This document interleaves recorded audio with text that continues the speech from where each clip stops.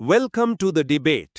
ಇದು ಆ ಮೂಲ ಪಠ್ಯದ ಆಳವಾದ ವಿಚಾರಗಳ ಬಹುದೃಷ್ಟಿಕೋನಗಳನ್ನ ಒದಗಿಸುವ ಬೌದ್ಧಿಕ ಸಂವಾದ. ಹೌದು, ನಮಸ್ಕಾರ. ಇಂದು ನಾವು ಬಹಳ ಗಹನವಾದ, ಅಂದ್ರೆ ಒಂದು ರೀತಿಯಲ್ಲಿ ನಮ್ಮೆಲ್ಲರನ್ನೂ ಕಾಡುವಂತಹ ಅಸ್ತಿತ್ವದ ಮೂಲಭೂತ ಪ್ರಶ್ನೆಯೊಂದನ್ನು ಚರ್ಚಿಸುತ್ತಿದ್ದೇವೆ. ನಾವು ಅಷ್ಟಾವಕ್ರನ ತತ್ವಗಳು ಮತ್ತು ಆಧ್ಯಾತ್ಮಿಕ ಸಾಧನೆಯ ಮೂಲ ಸ್ವರೂಪದ ಕುರಿತು ಮಾತನಾಡಲಿದ್ದೇವೆ. ಖಂಡಿತ, ಇದೊಂದು ಅತ್ಯಂತ ಕುತೂಹಲಕಾರಿ ವಿಷಯ. ನಿಖರವಾಗಿ ನಮ್ಮ ಇಂದಿನ ಕೇಂದ್ರ ಪ್ರಶ್ನೆ ಬಹಳ ಸರಳವಾದರೂ ಅಷ್ಟೇ ಸಂಕೀರ್ಣವಾದದ್ದು. ಸತ್ಯ, ಪರಮಜ್ಞಾನ ಅಥವಾ ಮೋಕ್ಷ ಎಂಬುದು ಮುಮುಕ್ಷೆಯಿಂದ, ಅಂದ್ರೆ ಬಿಡುಗಡೆಯ ತೀವ್ರ ಬಯಕೆ ಮತ್ತು ಯೋಗದಂತಹ ಪ್ರಜ್ಞಾಪೂರ್ವಕ ಸಾಧನೆಗಳಿಂದ ನಾವು ಕಷ್ಟಪಟ್ಟು ಗಳಿಸಬೇಕಾದ ಗುರಿಯೇ, ಅಥವಾ ಯಾವುದೇ ಪ್ರಯತ್ನ ಆಯ್ಕೆಗಳಿಲ್ಲದೆ ನಮ್ಮೊಳಗೆ ಇರುವ ಸಹಜ ಸ್ಥಿತಿಯನ್ನ ಕೇವಲ ಸಾಕ್ಷೀಭಾವದಿಂದ, ಅಂದ್ರೆ ಆ ಸುಮ್ಮನೆ ಎಚ್ಚರದಿಂದ ಅರಿಯುವುದೇ? ಹೌದು. ನಾನು ಇಲ್ಲಿ ವಾದಿಸುತ್ತಿರುವುದು ಸತ್ಯದ ಸಾಕ್ಷಾತ್ಕಾರಕ್ಕೆ ಸಾಧನೆ, ಆಕಾಂಕ್ಷೆಗಳನ್ನ ಕೇಂದ್ರೀಕರಿಸುವ ಮುಮುಕ್ಷೆ ಮತ್ತು ಪ್ರಜ್ಞಾಪೂರ್ವಕ ಆಯ್ಕೆಗಳು ಮನುಷ್ಯನಿಗೆ ಅತ್ಯಗತ್ಯವಾದ ಪ್ರಕ್ರಿಯೆ ಅಂತ. ಮತ್ತು ನನ್ನ ನಿಲುವು ಏನೆಂದರೆ, ಯಾವುದೇ ಪ್ರಯತ್ನ, ಆಯ್ಕೆ ಅಥವಾ ಮುಮುಕ್ಷೆಯೂ ಸಹ ಅಹಂಕಾರದ ಸೂಕ್ಷ್ಮ ರೂಪವೇ ಆಗಿದೆ. ಸತ್ಯವು ಕೇವಲ ಆಯ್ಕೆರಹಿತ ಸಾಕ್ಷಿಭಾವದಿಂದ, ಅಂದ್ರೆ ಸ್ವರೂಪಸಿದ್ಧ ಸ್ಥಿತಿಯಿಂದ ಮಾತ್ರ ಪ್ರಕಟವಾಗುತ್ತದೆ ಅನ್ನೋದು. ಸರಿ, ಹಾಗಾದರೆ ಈ ಆಳವಾದ ಚರ್ಚೆಯನ್ನ ಆರಂಭಿಸೋಣ. ಈ ಚರ್ಚೆಯನ್ನ ಆರಂಭಿಸಲು ಪಠ್ಯದಲ್ಲಿ ಬರುವ ಒಂದು ಸುಂದರವಾದ ರೂಪಕವನ್ನ ನಾನು ಮೊದಲು ನೆನಪಿಸಿಕೊಳ್ಳಲು ಬಯಸುತ್ತೇನೆ. ಒಮ್ಮೆ ಒಂದು ಮಣ್ಣಿನ ಗಡಿಗೆಯನ್ನ ಊಹಿಸಿಕೊಳ್ಳಿ. ಆ ಗಡಿಗೆ 8 ಕಡೆ ಸೊಟ್ಟಗಿದೆ, ವಕ್ರವಾಗಿದೆ. ನಾವು ಸಾಮಾನ್ಯವಾಗಿ ಆ ಗಡಿಗೆಯ ಆಕಾರವನ್ನು ನೋಡಿ ಅದನ್ನ ಸರಿಪಡಿಸಲು, ಆ ವಕ್ರತೆಯನ್ನು ತಿದ್ದಲು ಒಂದು ರೀತಿಯ ಎಂಜಿನಿಯರಿಂಗ್ ನಿಖರತೆಯೊಂದಿಗೆ ಪ್ರಯತ್ನಿಸುತ್ತೇವೆ. ಹೌದು, ಅದು ಮನುಷ್ಯ ಸಹಜ ಗುಣ. ಆದರೆ ಆ ಗಡಿಗೆಯ ಒಳಗಿನ ಆಕಾಶದ ಬಗ್ಗೆ ಯೋಚಿಸಿ. ಗಡಿಗೆ ಎಷ್ಟೇ ಸೊಟ್ಟಗಿದ್ದರೂ ಅದರೊಳಗಿರುವ ಆಕಾಶ ಎಂದಾದರೂ ವಕ್ರವಾಗಿರುತ್ತದೆಯೇ? ಇಲ್ಲ, ಅದು ಯಾವಾಗಲೂ ಪರಿಪೂರ್ಣವೇ ಆಗಿರುತ್ತದೆ. ಕರೆಕ್ಟ್, ಅದು ಅಸ್ಪೃಶ್ಯವಾಗಿರುತ್ತದೆ. ನಾವು ವಿನಾಕಾರಣ ಗಡಿಗೆಯ ಆಕಾರವನ್ನು ತಿದ್ದುವ ಭ್ರಮೆಯನ್ನೇ ಮುಳುಗಿರುತ್ತೇವೆ. ಸತ್ಯವನ್ನ ಅರಿಯಲು ನಾವು ಮಾಡುವ ಪ್ರತಿಯೊಂದು ಪ್ರಯತ್ನವೂ ಅದು ಎಷ್ಟೇ ಪವಿತ್ರವಾದದ್ದಾದರೂ ನಮ್ಮನ್ನ ಸತ್ಯದಿಂದ ದೂರವೇ ಕೊಂಡೊಯ್ತದೆ ಎಂಬುದು ನನ್ನ ಬಲವಾದ ನಿಲುವು. ಅದು ನಿಜಕ್ಕೂ ಒಂದು ಆಕರ್ಷಕವಾದ ರೂಪಕ. ಆದರೆ ಇಲ್ನೋಡಿ, ನನ್ನ ನಿಲುವು ಏನಂದ್ರೆ, ಸತ್ಯದ ಸಾಕ್ಷಾತ್ಕಾರಕ್ಕೆ ಸಾಧನೆ ಮತ್ತು ಈ ಮುಮುಕ್ಷೆ ಮನುಷ್ಯನಿಗೆ ಅತ್ಯಗತ್ಯ. ಅಂದ್ರೆ ನೀವು ಬಾಹ್ಯ ಪ್ರಯತ್ನಗಳು ಬೇಕು ಅಂತೀರ? ಖಂಡಿತ ಬೇಕು. ಪಠ್ಯವು ಸ್ಪಷ್ಟವಾಗಿ ವಿವರಿಸುವಂತೆ ಮನುಷ್ಯನ ಮನಸ್ಸು ನೂರಾರು ಸಣ್ಣ ಪುಟ್ಟ ಆಸೆಗಳಲ್ಲಿ ಹರಿದು ಹಂಚಿ ಹೋಗಿರುತ್ತೆ. ನಮಗೆ ಅಧಿಕಾರ ಬೇಕು, ನಾಳೆ ಬ್ಯಾಂಕ್ನಲ್ಲಿ ಹಣ ಬೇಕು, ಸಮಾಜದಲ್ಲಿ ಪ್ರತಿಷ್ಠೆ ಬೇಕು. ನಿಜ. ಇವೆಲ್ಲವನ್ನು ಒಗ್ಗೂಡಿಸಿ ಪರಮಾತ್ಮನ ಕಡೆಗೆ ತಿರುಗಿಸುವ ಮುಮುಕ್ಷೆ ಅಥವಾ ಮೋಕ್ಷದ ಬಯಕೆ ಎಂಬ ಒಂದು ಶಕ್ತಿಶಾಲಿ ಲೆನ್ಸ್ ನಮಗೆ ಅತ್ಯಗತ್ಯ. ಸಣ್ಣ ತೊರೆಗಳೆಲ್ಲ ಸೇರಿ ಗಂಗೆಯಾಗಿ ಸಮುದ್ರದ ಕಡೆಗೆ ಹರಿಯುವಂತೆ ನಮ್ಮೆಲ್ಲ ಶಕ್ತಿಯನ್ನ ಒಂದೇ ದಿಕ್ಕಿಗೆ ಹರಿಸಲು ಯೋಗ ಸಾಧನೆ ಬೇಕಲ್ವಾ? ಆದ್ರೆ ಯೋಗದ ಅಗತ್ಯ. ಒಂದು ನಿಮಿಷ. ಅಷ್ಟಾವಕ್ರನ ದೇಹವು 8 ಕಡೆ ವಕ್ರವಾಗಿತ್ತು ಎಂಬ ಕಥೆಯು ಕೇವಲ ಒಂದು ಐತಿಹಾಸಿಕ ಘಟನೆಯಲ್ಲ. ಆ 8 ವಕ್ರತೆಗಳು ಯೋಗದ 8 ಅಂಗಗಳನ್ನ ಯಮ, ನಿಯಮ, ಆಸನ, ಪ್ರಾಣಾಯಾಮ, ಪ್ರತ್ಯಾಹಾರ, ಧಾರಣ, ಧ್ಯಾನ, ಸಮಾಧಿ ಇವುಗಳನ್ನ ಸೂಚಿಸುತ್ತವೆ. ಅಂತಿಮ ಗುರಿ ತಲುಪಲು ಈ ಮೆಟ್ಟಿಲುಗಳ ಮೂಲಕ ಹಾದು ಹೋಗುವುದು ಮನುಷ್ಯ ಸಹಜವಾದ ಮಾರ್ಗ. ಒಮ್ಮೆಲೇ ಯಾರಿಗೂ ಸತ್ಯವು ಆಕಾಶದಿಂದ ಉದುರಿದಂತೆ ಗೋಚರಿಸುವುದಿಲ್ಲ. ನೋಡಿ, ನಾನಿದನ್ನ ಸಂಪೂರ್ಣವಾಗಿ ಭಿನ್ನವಾದ ಕೋನದಿಂದ ನೋಡುತ್ತೇನೆ. ಪಠ್ಯದ ಮೂಲಾಧಾರವೇ ಸತ್ಯವು ಶಾಸ್ತ್ರಗಳಿಂದಾಗಲಿ ಸಾಧನೆಯಿಂದಾಗಲಿ ಸಿಗುವಂಥದ್ದಲ್ಲ ಎಂಬುದು. ಹಾಗಾದ್ರೆ ಹೇಗ್ ಸಿಗುತ್ತೆ? ಪಠ್ಯದಲ್ಲಿ ಒಂದು ಅದ್ಭುತವಾದ ಪದಬಳಕೆ ಇದೆ. ಸತ್ಯವು ನಮ್ಮ ಸ್ವರೂಪ ಸಿದ್ಧ ಅಧಿಕಾರ. ನಮ್ಮ ಕೇಳುಗರಿಗೆ ಇದನ್ನ ಸರಳವಾಗಿ ವಿವರಿಸಬೇಕೆಂದ್ರೆ ಇದು ಹೇಗಿದೆ ಅಂದ್ರೆ, ನೀವು ನಿಮ್ಮ ಜೇಬಿನಲ್ಲಿಯೇ 1 ಕೋಟಿ ರೂಪಾಯಿ ಇಟ್ಕೊಂಡು ಆ ವಿಷಯವೇ ಗೊತ್ತಿಲ್ಲದೆ ಬೀದಿಯದಿ ಭಿಕ್ಷೆ ಬೇಡುತ್ತಿರುವಂತೆ. ಭಿಕ್ಷೆ ಬೇಡುವುದು ಒಂದು ಸಾಧನೆ, ಅದು ಇಲ್ಲದಿರುವುದನ್ನ ಪಡೆಯಲು ಮಾಡುವಂಥದ್ದು. ಆದ್ರೆ ಸತ್ಯವು ಆ 1 ಕೋಟಿ ರೂಪಾಯಿಯಂತೆ ಮೊದಲೇ ನಿಮ್ಮಲ್ಲಿದ್ರೆ ಅದನ್ನ ಹೊಸದಾಗಿ ಪಡೆಯುವುದಾದ್ರೂ ಹೇಗೆ? ಅಂದ್ರೆ ಸಾಧನೆ ಅಪ್ರಸ್ತುತ ಅಂತೀರಾ? ಖಂಡಿತ.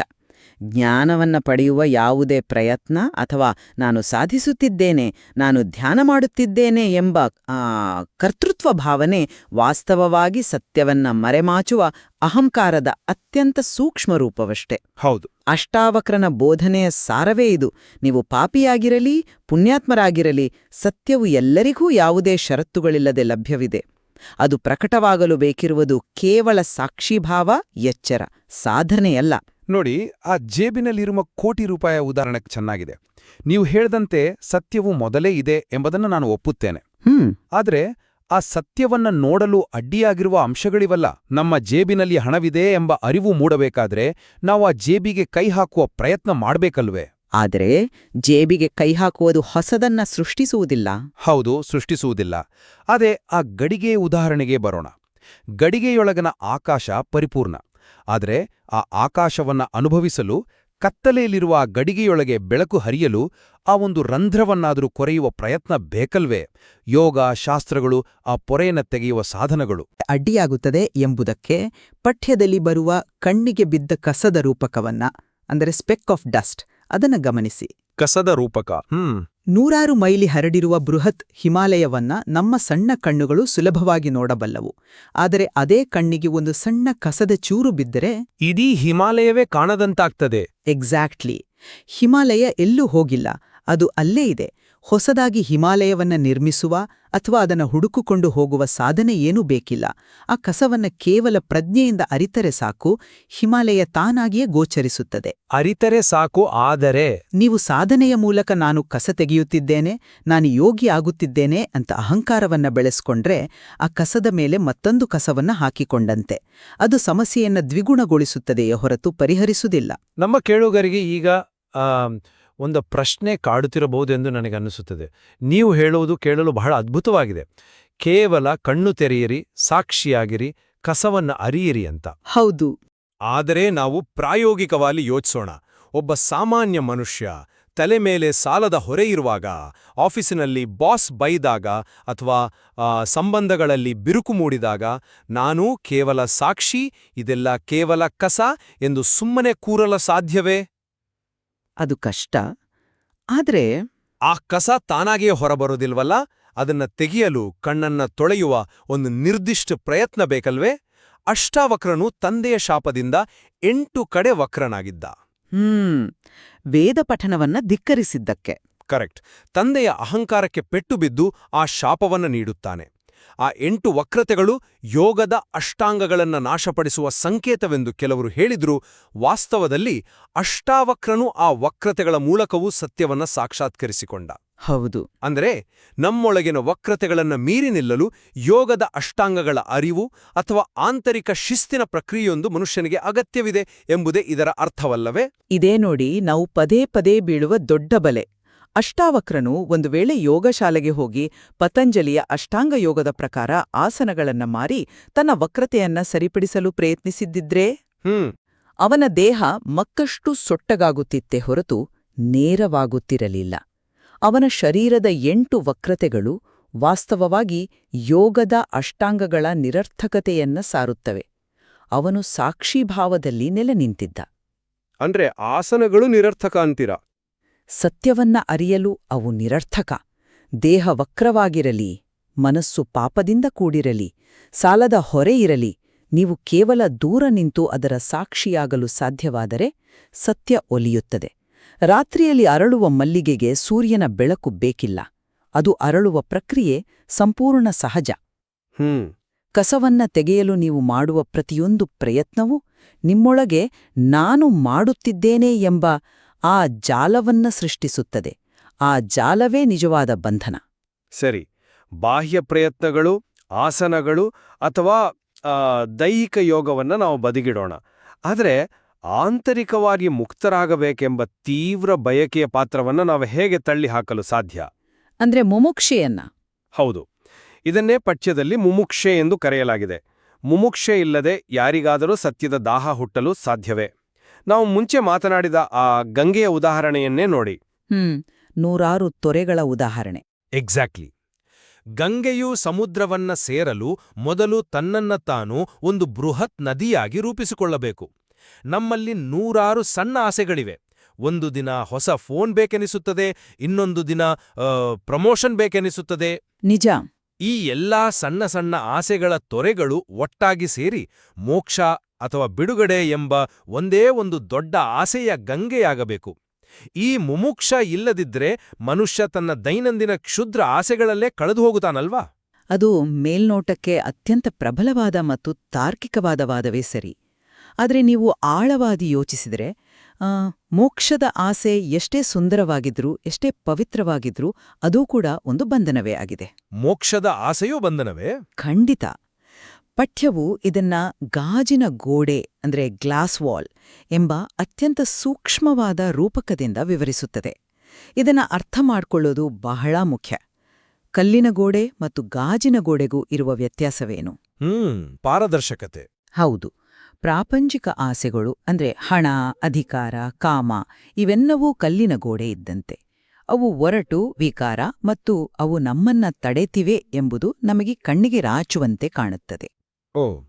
ಆದ್ರೆ ಈ ಮುಮುಕ್ಷೆ ಅಥವಾ ಸನ್ಯಾಸಿಯ ಮೋಕ್ಷದ ಆಸೆ ಇದೆಯಲ್ಲ, ಅದು ಗಾಜಿನ ಗೋಡೆ.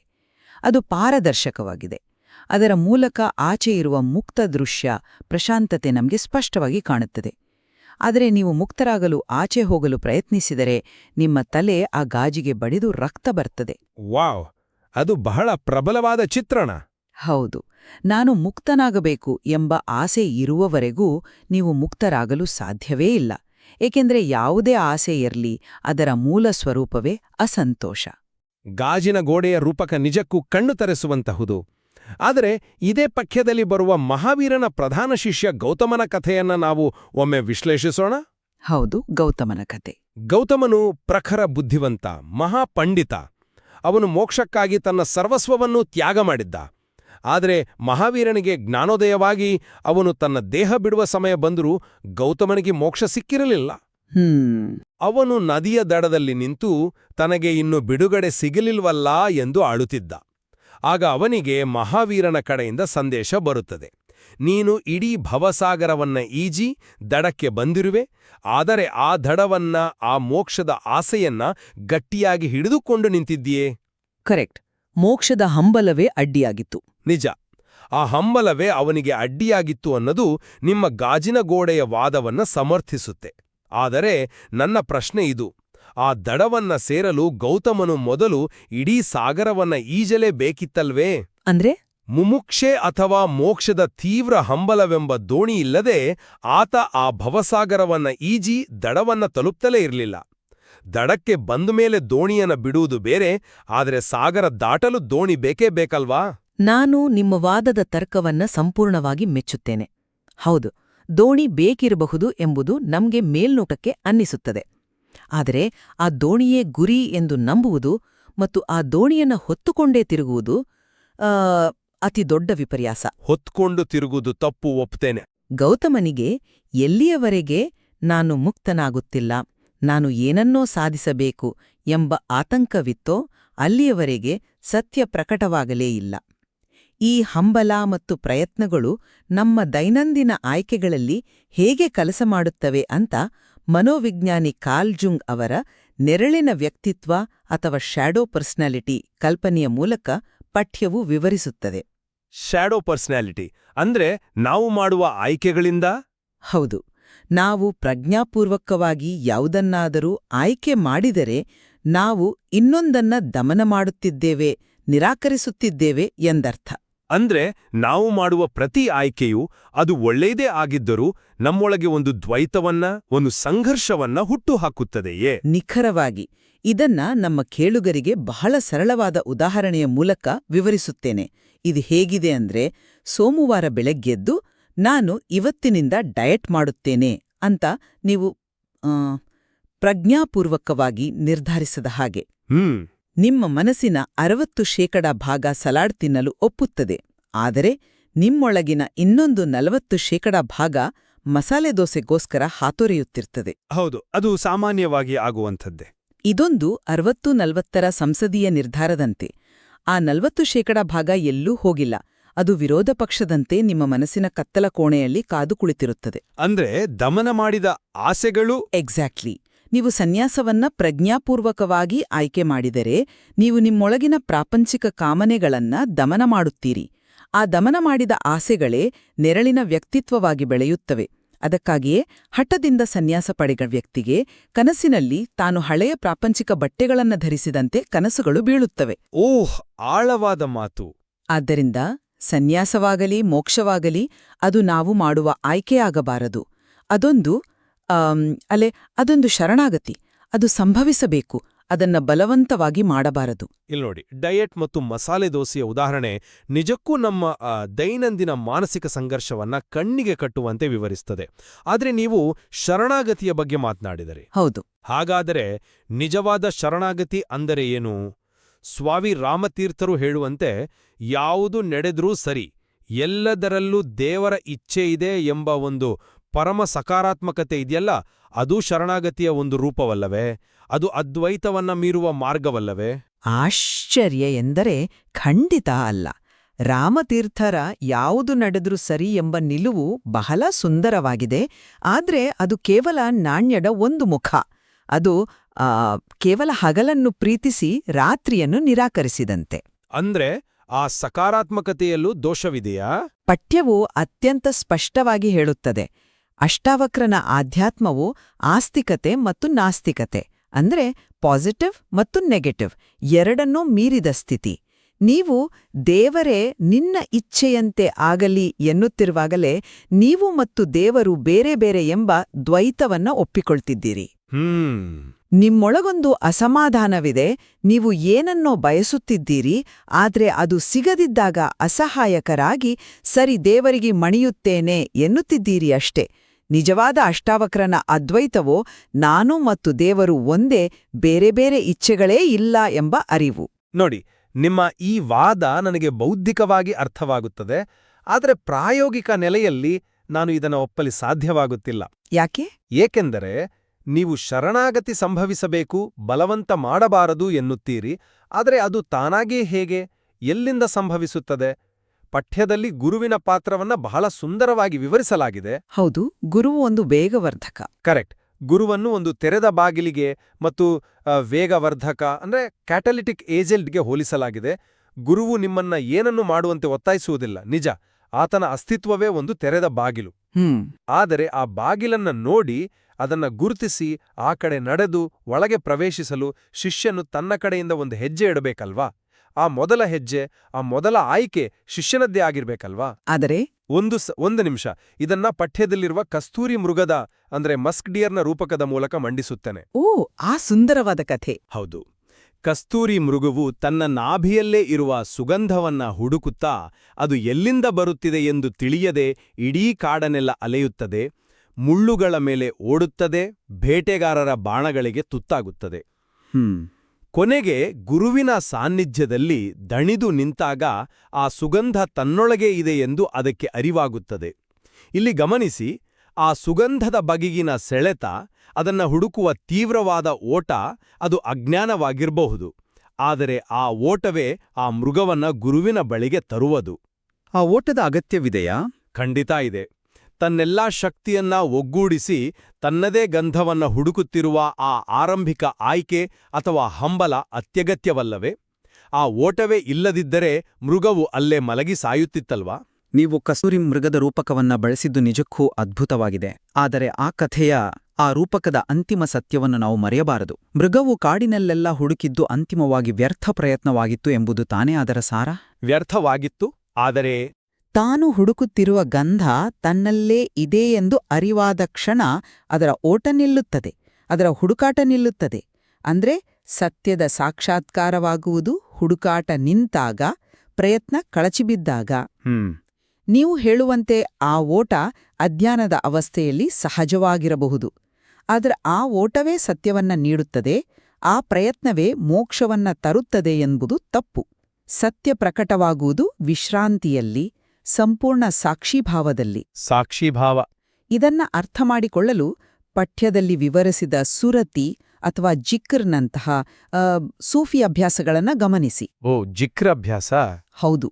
ಈ ಜಿಕ್ರ್ ಅಂದ್ರೆ ಏನು ಗೊತ್ತಾ? ಅದರ ಯಾಂತ್ರಿಕತೆ ಬಹಳ ಕುತೂಹಲಕಾರಿಯಾಗಿದೆ. ಸೂಫಿ ಸಾಧಕರು ಮೊದಲು ತುಟಿಗಳಿಂದ ಜೋರಾಗಿ ಅಲ್ಲ ಅಥವಾ ರಾಮ ಎಂದು ಜಪಿಸುತ್ತಾರೆ. ನಂತರ ಅದು ಕೇವಲ ನಾಲಿಗೆಯ ಪಿಸುಮಾತಾಗುತ್ತದೆ. ಅಂತರಂಗದ ಕಡೆಗೆ. ಆಮೇಲೆ ತುಟಿಗಳು ನಿಲ್ಲುತ್ತವೆ, ಕೇವಲ ಮನಸ್ಸಿನೊಳಗೆ ಆ ಜಪ ನಡೆಯುತ್ತದೆ. ಕೊನೆಗೆ ಮನಸ್ಸೂ ನಿಂತೋಗುತ್ತದೆ. ಉಳಿಯುವುದು ಕೇವಲ ಒಂದು ಮಹಾಶೂನ್ಯ, ಒಂದು ಅನುರಣನ. ಅಲ್ಲಿ ಜಪಿಸುವವನೂ ಇರುವುದಿಲ್ಲ, ಜಪವೂ ಇರುವುದಿಲ್ಲ, ಕೇವಲ ಒಂದು ಎಚ್ಚರ, ಸಾಕ್ಷಿಭಾವ ಉಳಿಯುತ್ತದೆ. ಆ ಶೂನ್ಯವೇ ಸತ್ಯ. ಹೌದು, ಕೊನೆಯಲ್ಲಿ ಅಲ್ಲಿ ಶೂನ್ಯ ಉಳಿಯುತ್ತದೆ, ಅಹಂಕಾರ ಕರಗುತ್ತದೆ ಎಂಬುದನ್ನ ನಾನು ಸಂಪೂರ್ಣವಾಗಿ ಒಪ್ಪುತ್ತೇನೆ. ಆದರೆ ಆ ಶೂನ್ಯವನ್ನ ತಲುಪಲು ಆ ಜಪದ, ಆ ಪ್ರಕ್ರಿಯೆಯ ಮೆಟ್ಟಿಲುಗಳನ್ನು ಹತ್ತಲೇಬೇಕಲ್ಲವೇ? ಮೊದಲು ತುಟಿ, ಆಮೇಲೆ ನಾಲಿಗೆ, ಆಮೇಲೆ ಮನಸ್ಸು, ಇದು ಸಾಧನೆಯ ಕ್ರಮವಲ್ಲವೇ? ಅದೊಂದು ಕ್ರಮ ಅಂತ ನೀವನ್ಕೊಂಡಿದ್ದೀರಿ. ಒಮ್ಮೆಲೆ ದಿಢೀರನೆ ಶೂನ್ಯಕ್ಕೆ ಜಿಗಿಯಲು ಯೋಗ, ಧ್ಯಾನ, ಹಂಬಲ ಯಾವುದೂ ಇಲ್ಲದೆ ನಾನು ಕೇವಲ ಸಾಕ್ಷಿ ಅಂತ ಕೂರಲು ನಮ್ಮಂಥ ಸಾಮಾನ್ಯ ಮನುಷ್ಯನಿಗೆ ಸಾಧ್ಯವೇ? ನೀವು ಅದನ್ನ ಮೆಟ್ಟಿಲುಗಳು ಅಂತ ಕರೆಯುತ್ತಿದ್ದೀರಿ. ಆದರೆ ವಾಸ್ತವದಲ್ಲಿ ಅದೊಂದು ಕ್ವಾಂಟಮ್ ಜಿಗಿತ, ಅಂದ್ರೆ ಕ್ವಾಂಟಮ್ ಲೀಪ್. Quantum leap. ಹೌದು. ನೀವು ಮೆಟ್ಟಿಲು ಹತ್ತುತ್ತಿದ್ದೀರಿ ಎಂದ್ರೆ ನೀವು ಇನ್ನೂ ಆ 60-40ರ ಲೆಕ್ಕಾಚಾರದಲ್ಲಿದ್ದೀರಿ ಎಂದರ್ಥ. ನಾನು ಇಷ್ಟು ಜಪ ಮಾಡಿದೆ, ನನಗೆ ಇಷ್ಟು ಪುಣ್ಯ ಬರಬೇಕು ಎಂಬ ವ್ಯಾಪಾರಿ ಬುದ್ಧಿಯದು. ವ್ಯಾಪಾರಿ ಬುದ್ಧಿಯಲ್ಲ, ಅದೊಂದು ಶಿಸ್ತು. ನಿಜವಾದ ಶರಣಾಗತಿ ಅಥವಾ ಸತ್ಯದ ಸಾಕ್ಷಾತ್ಕಾರವು ಲೆಕ್ಕಾಚಾರದ ಒಪ್ಪಂದವಲ್ಲ, ಅದೊಂದು ಪ್ರೇಮದಂತೆ. ಪ್ರೇಮವನ್ನ ನಾವು ಪ್ರಜ್ಞಾಪೂರ್ವಕವಾಗಿ ಮಾಡಲು ಸಾಧ್ಯವಿಲ್ಲ, ಅದು ಕೇವಲ ನಮಗೆ ಆಗುತ್ತದೆ. ನೀವು ಗುರುವಿನ ಬಳಿ ಕುಳಿತು ಅವನ ಸಾನ್ನಿಧ್ಯವನ್ನ, ಆ ತೆರೆದ ಬಾಗಿಲನ್ನ ಹೀರಿಕೊಳ್ಳುತ್ತಾ ಹೋದಂತೆ ನಿಮ್ಮ ಅಹಂಕಾರ ತಾನಾಗೇ ಕರಗುತ್ತದೆ. ನಿಜಕ್ಕೂ ಈ ಸುದೀರ್ಘವಾದ ಚರ್ಚೆ ನಮ್ಮನ್ನ ಅತ್ಯಂತ ಆಳವಾದ, ಅರಗಿಸಿಕೊಳ್ಳಲು ಕಷ್ಟವಾದ, ಆದರೆ ಅತ್ಯಂತ ಸುಂದರವಾದ ವಿರೋಧಾಭಾಸದ ಅಂದ್ರೆ ಪ್ಯಾರಡಾಕ್ಸ್ನ ಬಳಿ ತಂದು ನಿಲ್ಲಿಸಿದೆ. ಹೌದು, ಇದು ಶತಮಾನಗಳಿಂದ ಆಧ್ಯಾತ್ಮಿಕ ಸಾಧಕರನ್ನ ಕಾಡುತ್ತಿರುವ ದ್ವಂದ್ವ. ಈ ಸಂವಾದದ ಕೊನೆಯ ಹಂತದಲ್ಲಿ ನಮ್ಮ ನಿಲುವುಗಳನ್ನ ಮತ್ತೊಮ್ಮೆ ಕ್ರೋಢೀಕರಿಸುವುದಾದರೆ, ಜ್ಞಾನದ ಹಾದಿಯಲ್ಲಿ ಪ್ರಜ್ಞಾಪೂರ್ವಕ ಯತ್ನ, ಮುಮುಕ್ಷೆ ಮತ್ತು ಸಕಾರಾತ್ಮಕ ಆಯ್ಕೆಗಳು ಮನುಷ್ಯನಿಗೆ ಅನಿವಾರ್ಯವಾದ, ದಾಟಲೇಬೇಕಾದ ಸೇತುವೆಗಳು ಎಂಬುದನ್ನ ನಾನು ಪುನರುಚ್ಚರಿಸುತ್ತೇನೆ. ಕಸ್ತೂರಿ ಮೃಗವು ತನ್ನ ಗಂಧವನ್ನ ಹುಡುಕಿ ಓಡಲೇಬೇಕು. ಗಂಗೆಯು ಸಮುದ್ರವನ್ನ ಸೇರಲು ಹರಿಯಲೇಬೇಕು. ಸತ್ಯವು ನಮ್ಮೊಳಗೆ ಇದ್ರೂ ಅದನ್ನ ಮರೆಮಾಚಿರುವ ಅಜ್ಞಾನದ ಕಸವನ್ನ ತೆಗೆಯಲು ಸಾಧನೆ ಎಂಬುದು ಅತ್ಯಗತ್ಯವಾದ ಪ್ರಕ್ರಿಯೆ. ಮತ್ತು ನನ್ನ ನಿಲುವು ಕೊನೆಯವರೆಗೂ ಸ್ಪಷ್ಟವಾಗಿದೆ. ಯಾವುದೇ ರೀತಿಯ ಪ್ರಯತ್ನ, ಆಸೆ ಅಥವಾ ನಾನು ಸಾಧಿಸುತ್ತಿದ್ದೇನೆ ಎಂಬ ಕರ್ತೃತ್ವ ಭಾವನೆಯು ಸತ್ಯವನ್ನ ಮರೆಮಾಚುವ ಗಾಜಿನ ಗೋಡೆಯಾಗಿದೆ. ಹೌದು, ಗಾಜಿನ ಗೋಡೆ. ಅದು ಎಷ್ಟೇ ಪಾರದರ್ಶಕವಾಗಿರಲಿ, ಎಷ್ಟೇ ಪವಿತ್ರವಾಗಿರಲಿ, ಅದು ಬಂಧನವೇ. ಶರಣಾಗತಿ ಎಂಬುದು ಮಾಡುವ ಕ್ರಿಯೆಯಲ್ಲ, ಅದು ಸಂಭವಿಸುವ ಘಟನೆ. ಕಣ್ಣಿಗೆ ಬಿದ್ದ ಕಸವನ್ನ ತೆಗೆಯಲು ನೀವು ಮಾಡಬೇಕಾದದ್ದು ಕೇವಲ ಕಣ್ಣು ತೆರೆಯುವುದು, ಎಚ್ಚರಗೊಳ್ಳುವುದು ಅಷ್ಟೇ. ಸತ್ಯವು ಯಾವುದೇ ಷರತ್ತುಗಳಿಲ್ಲದೆ ಪ್ರತಿಯೊಬ್ಬರಿಗೂ ಲಭ್ಯವಿರುವ ಸ್ವರೂಪಸಿದ್ಧ ಅಧಿಕಾರ. ನಾವಿಬ್ಬರೂ ಈ ವಿಚಾರದಲ್ಲಿನ ಸಂಕೀರ್ಣತೆಯನ್ನ ಮತ್ತು ಇದರಲ್ಲಿ ಅಡಗಿರುವ ವಿಪರ್ಯಾಸವನ್ನ ಖಂಡಿತವಾಗಿಯೂ ಒಪ್ಪಿಕೊಳ್ಳಲೇಬೇಕು. ಖಂಡಿತ. ನಾವೇ ಆಗಿರುವ ಸತ್ಯವನ್ನ ಹುಡುಕಲು ನಾವು ಮಾಡುವ ಪ್ರಯತ್ನಗಳೇ ನಮಗೆ ಅಡ್ಡಿಯಾಗುತ್ತವೆ ಎಂಬುದು ಎಂತಹ ಅದ್ಭುತವಾದ ವಿಪರ್ಯಾಸ ಅಲ್ವಾ? ಪಠ್ಯವು ಈ ಸತ್ಯವನ್ನ ಅತ್ಯಂತ ಮಾರ್ಮಿಕವಾಗಿ ತೆರೆದಿಟ್ಟಿದೆ. ನಮಗೆ ಸತ್ಯವನ್ನ ಅರಿಯಲು ಪ್ರಯತ್ನ ಬೇಕೇ ಅಥವಾ ಪ್ರಯತ್ನವನ್ನ ಕೈಬಿಡುವ ಧೈರ್ಯ ಬೇಕೇ ಎಂಬುದು ಬಗೆಹರಿಯದ ಒಗಟು. ಹೌದು, ಸತ್ಯವು ಸಾಧನೆಯಿಂದ ಸಿಗುತ್ತದೆಯೋ ಅಥವಾ ಸುಮ್ಮನಿರುವ ಸಾಕ್ಷೀಭಾವದಿಂದ, ಎಚ್ಚರದಿಂದ ಪ್ರಕಟವಾಗುತ್ತದೆಯೋ ಎಂಬುದು ಪ್ರತಿ ಸಾಧಕನೂ ತನ್ನದೇ ಆದ ಅನುಭವದ ಮೂಸೆಯಲ್ಲಿ ತನ್ನೊಳಗೆ ಕಂಡುಕೊಳ್ಳಬೇಕಾದ ಸತ್ಯ. ಇದರಲ್ಲಿ ಯಾವುದೇ ಒಂದು ನಿರ್ದಿಷ್ಟ ಸರಿ ಅಥವಾ ತಪ್ಪು ಉತ್ತರವಿಲ್ಲ. ಖಂಡಿತ. ಅಷ್ಟಾವಕ್ರನ ತತ್ವಗಳ ಈ ಅಗಾಧವಾದ ಆಳವನ್ನ ಮತ್ತಷ್ಟು ಅನ್ವೇಷಿಸುವ ಅವಕಾಶ ನಮ್ಮ ಪಠ್ಯದಲ್ಲಿದೆ. ನಾವು ಆರಂಭದಲ್ಲಿ ಮಾತನಾಡಿದ ಆ ವಕ್ರವಾದ ಗಡಿಗೆಯನ್ನ ಮತ್ತೊಮ್ಮೆ ನೆನಪಿಸ್ಕೊಳ್ಳಿ. ನಮ್ಮ ದೃಷ್ಟಿ ಯಾವಾಗಲೋ ಆ ಗಡಿಗೆಯ ವಕ್ರವಾದ ಮಣ್ಣಿನ ಆಕಾರದ ಮೇಲಿದೆಯೋ, ಅದನ್ನ ಸರಿಪಡಿಸುವ ಆತಂಕದಲ್ಲಿದೆಯೋ, ಅಥವಾ ಅದರೊಳಗಿನ ಎಂದಿಗೂ ವಕ್ರವಾಗದ, ಪರಿಪೂರ್ಣವಾದ, ನಿರಾಕಾರವಾದ ಆಕಾಶದ ಮೇಲಿದೆಯೋ? ಆ ಆಕಾಶವನ್ನ ನಾವು ನಿರ್ಮಿಸಬೇಕೇ ಅಥವಾ ಕೇವಲ ಗುರುತಿಸಬೇಕೇ? ಎಕ್ಸಾಕ್ಟ್ಲಿ. ಈ ಪ್ರಶ್ನೆಯನ್ನ ನಮ್ಮ ಕೇಳುಗರ ವಿವೇಚನೆಗೆ ಬಿಡ್ತಾ ನಮ್ಮ ಇಂದಿನ ಈ ಆಳವಾದ ಸಂವಾದವನ್ನ ಮುಕ್ತಾಯಗೊಳಿಸುತ್ತಿದ್ದೇವೆ. ಕಸ್ತೂರಿಯ ಗಂಧ ನಿಮ್ಮೊಳಗೆ ಇದೆ, ಅದರ ಅರಿವು ನಿಮಗಾಗಲಿ, ಶುಭವಾಗಲಿ.